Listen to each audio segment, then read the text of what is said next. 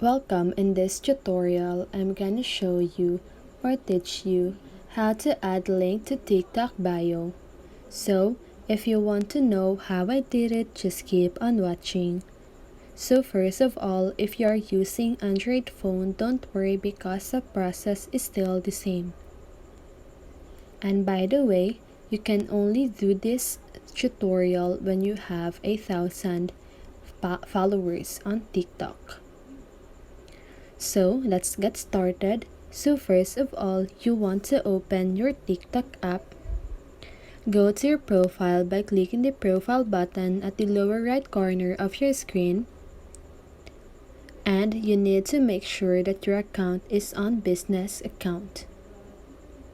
And now, just go ahead and click on edit profile and scroll down. As I've said earlier, you can only do this when you have 1,000 followers and up. So when you have 1,000 and more followers, you can see a website section at the lower part of the bio. So just go ahead and click on that, and you just need to type the URL of your website. So that is how you do it. I hope this video helped you, and if it did, make sure to like, subscribe, and hit the bell notification so you won't miss a video. See you on the next one, and have a great day.